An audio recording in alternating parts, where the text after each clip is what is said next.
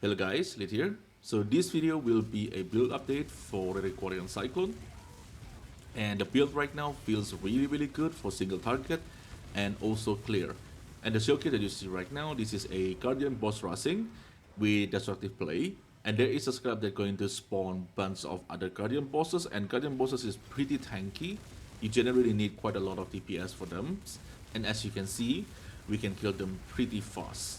So the single target DPS is really good, although not quite uber yet. This is a mid budget. And for the clearing speed, I test this one on Breach because Breach have a very high density, and Breach seems like a very good strategy for current Cities League. And on the showcase, this is Breach plus Beyond, so we have a lot of monsters on the screen, and this kind of strategy usually have a very high density of monster, and you will need a very good clear build. And this build basically just mow all of them down. So the clear speed feels extremely good.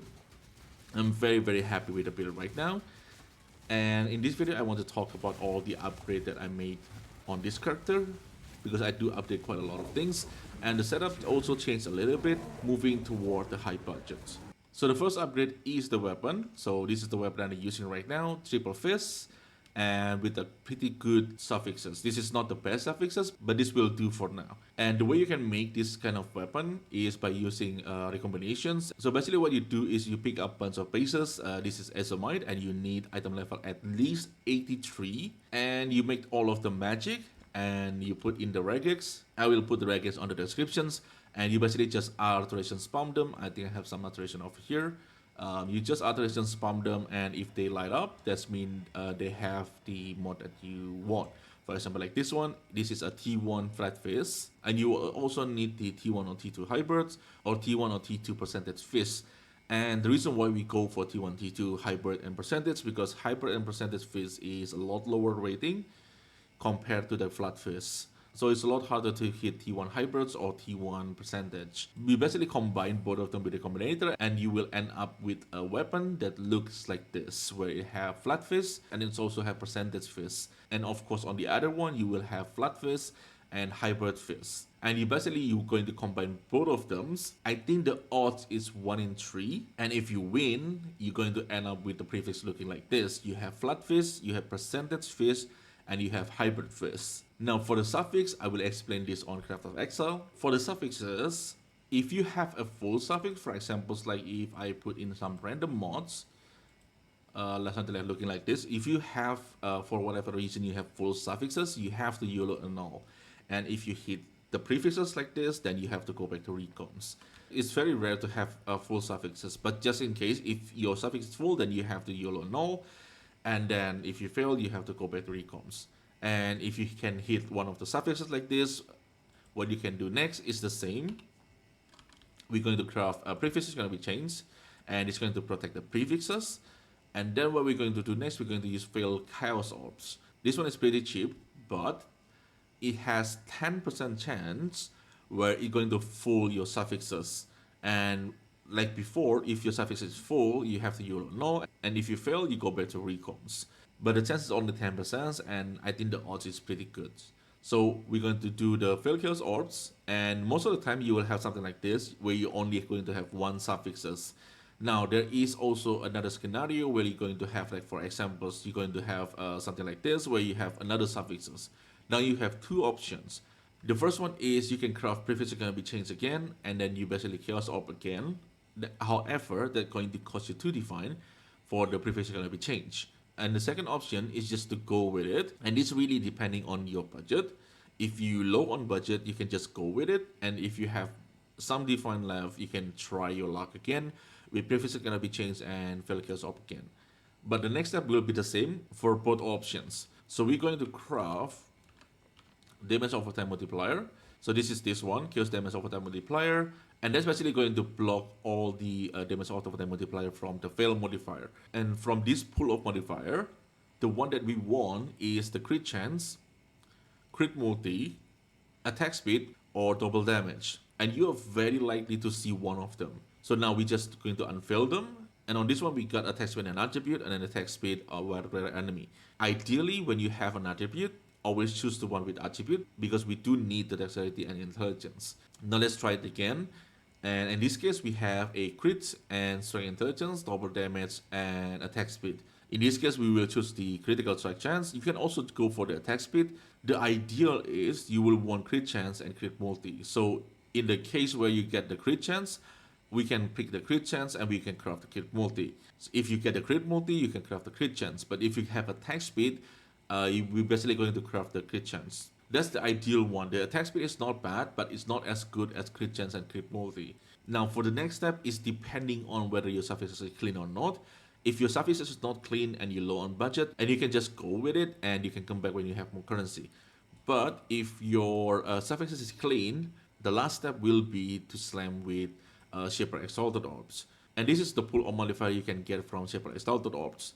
All of them basically is good. Best one, in my opinion, is the attack speed and chance to deal double damage. So for the last step, we're just going to slam with the Shaper Exalted Orbs. In this case, we got movement speed. This is not bad. Movement speed for Cyclone is still a very, very good stats. So that's basically about the suffixes of the weapons. And the next upgrade that I made is on the boots. I'm basically looking for either Fracture Life or Fracture Movement Speed. And for the item level, if you want 35% movement speed, then you will need item level at least 86. But if you're okay with 30% increased movement speed, you will only need item level 84. In my case, I go for 35% increased movement speed. And then I'm just going to use Essence of Sorrow. It's going to give you dexterity. Normally, it cannot roll on the strength base. But using essences, we can get dexterity, and we're looking for T1 chaos resistance. And for the third suffix, we're going to craft them. So if you have another suffix, you have to annul it off. After you finish with the suffixes, for the prefixes, we're going to use the edge currency. So for this currency, you can make them only affect either prefixes or suffixes depending on your implicit. So in our case, because we want the currency to only modify the prefixes, you're going to need the Searing Exile to be dominant. The Searing Exile is the red one, the Ether of Volt is the blue one. So if you press Alt, as you can see over here, we have Searing Exile implicit is lesser, and Ether of Volt implicit is lesser. So in this case, you will need to put the greater Ember, and that will make the Searing Exile become greater. And that way, whenever you slam with the Aethys Exalt, you're only going to exalt the prefixes. And the same thing goes for the Aethys Annul. You're only going to annul the prefixes. So I'm basically doing that until I get the T1 life. And for the last prefix, it's the same thing. You're going to slam again and hope to get T1 Ingress Armor. Now, T1 Hyper is also not that bad. And for the implicit, I'm going for damage for endurance charges and also General Cry increased cooldown recovery rate. And another upgrade that I did is on the helmet. And for the helmet, you will need to find a helmet at least item level 84. And you need a Fracture Accuracy. And for the essences, we're going to use Deafening Essence of Envy. This is going to give you T1 Chaos Resistance. And you basically use that until you get somewhat good prefixes. In my case, I got T3 Maximum Life. For me, this is good enough. And I personally do not want to spend too much currency on the helmet, because this is not the helmet that you're going to use at the end game. We're going to use Abysses. And for the implicit, you will need the mana reservation efficiency of skills. For the Searing Exile, I'm just looking for its mana cost. So the cycle going to cost less mana. And another upgrade is on the belt. I'm using Risolata Coil. This one actually really good for the damage. It also gives life, so I decided to just go for this instead of the Perseverance. And for the Tincture, this is really important. You will need reduced mana burn rate, and you're also going to need melee weapon damage, penetrate elemental resistance. And Tincture is a big part of your DPS, so you will want T1 on both of them. And with the 20% quality, that's going to make the penetrations become 22%. And this gives you a ton of DPS.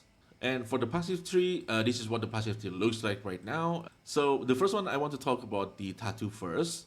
So I tried a new tattoo. This is a Warcry cooldown recovery rate.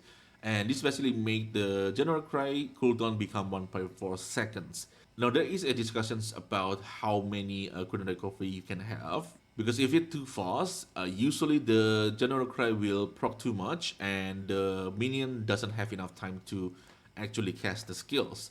But for now, 1.4 feels really good. And in PoB, this will not show on the DPS.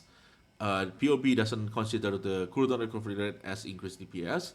But from my own testing, whenever I put this, I think I put 8 of them. 1, 2, 3, 4, 5, 6, 7, 8. So there's an 8 tattoo over here. And from this 8 tattoo, the single target feels a lot better. Like, I do feel the DPS increase by a significant amount. On the bottom line here, this is a increased physical damage. This is just a generic good damage, and this tattoo is very cheap. And this one is avoid bleeding, which you can basically just use Pantheon. You don't have to tattoo them. And the reason why we tattoo all our strength node is because of this node over here. Brushstone, basically, strength provide no bonus to maximum life. And if you see on the character tabs, strength give life and strength give melee physical damage. But the melee physical damage is very small, it's only 1%. So this one node over here is only going to give you 2% increased melee physical damage. And with the tattoo, we can get 5%. So this is a little bit extra DPS. But if we can stack more cooldown and basically don't have the downside, then we will go for the Warcry cooldown recovery. But that's something that I have to test first and see how it goes. But for now, 8 Warcry cooldown recovery tattoo feels really good. And the next is I get the Overlord cluster. This one is really important. This one is quite expensive because the Overlord is pretty hard to get. So you want Overlord, Material Prowess, and Fit of Fury. And on the bottom one, this is the one that I already have on my previous video. Weight Advantage, Fuel the Fire, and Material Prowess. And ideally you want Intelligent here, but for this one, since it's quite expensive, you probably don't really have a choice. And I also get my Unnatural Instinct, and I also get Shadow of Hope over here. So the Shadow of Hope is not really mandatory, but if you can have them, it's actually pretty good because it also allows you to take Ash Frozen Storms, and this is going to allow you to use a Little Pride with this number 1, 2, 3, 4, 5. It's going to give you double damage here and double damage here, and also going to give you 4% life here. And this Shadow of Hope also allow us to take the life node over here, aggression node over here. This give AoE and this give plus 2 maximum rest. So the Shadow of Hope here is actually really good. And the one node over here is not really mandatory. The reason why I take this one is because I need more intelligence. But you can get intelligence on your jewel. So if you already have enough intelligence, you can remove this one. And this is a small variant that you can go for, depending on whether you go for single target or you go for mapping. If you go for mapping, go for this one. This is going to give you a lot of AoE. And also give you monster cannot block your attacks. And the reason why this mastery is important, because on maps, there is a mod that make monster able to block your attack, and that mod give currency. So if you want to maps, you probably have to take that mod, and this mastery is basically going to remove the downside from that mod. But if you go for a single target, you can unspec this, you're going to have 5 point, and you can put your 5 point here, and it's going to give you more DPS basically. So depending on whether you go for mapping or you go for single target, you either choose this one or you choose this one. Oh yeah, and I forget to mention about this. This is Barons of Terror, and you will need the variant that give you physical damage as random element if you cast Elemental Weakness.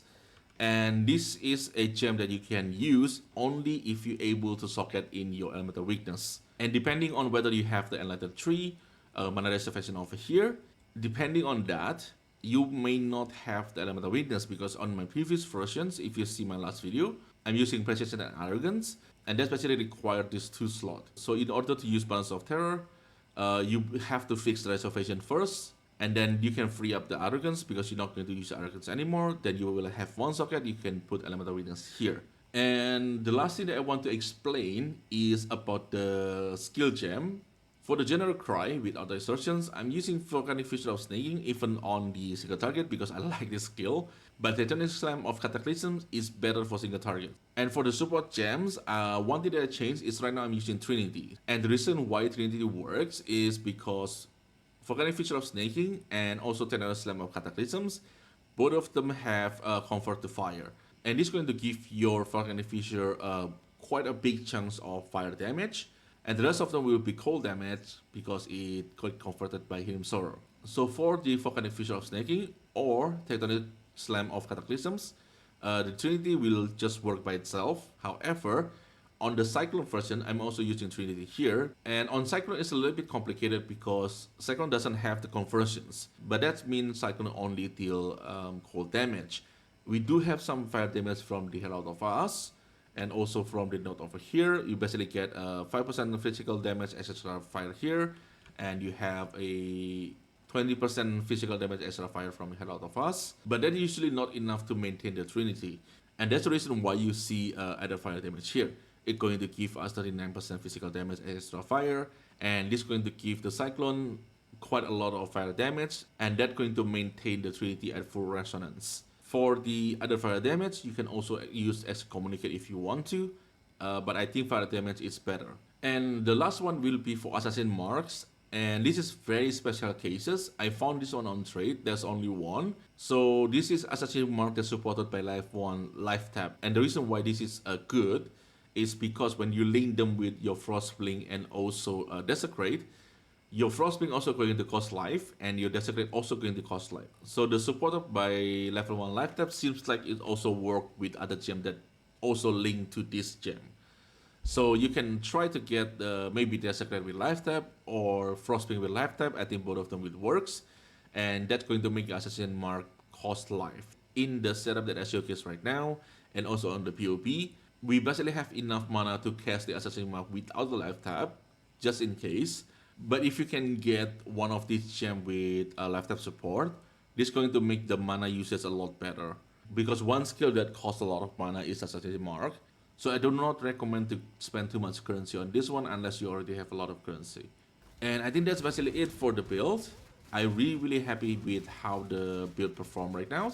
It's very good at clearing speed, especially with a content like Breach with Beyond. It's a very high density, and this build able to handle it really well, and the single target DPS is also really good. And the next update probably going to take a while because I have to craft a new chest, and I also need to craft the Comfort Glove, which is going to cost a lot of currency. And so the next video probably will be more about currency making. I'm currently running Breach. It feels really good to play, especially with this build. It's really fun, and the ground loot is back, so stay tuned for that one. But for now, I think that's it from me. As usual, if you guys have any questions, just leave in the comment below. I will try my best to answer it. And thank you everyone for watching. I really appreciate it, and I will see you on the next one.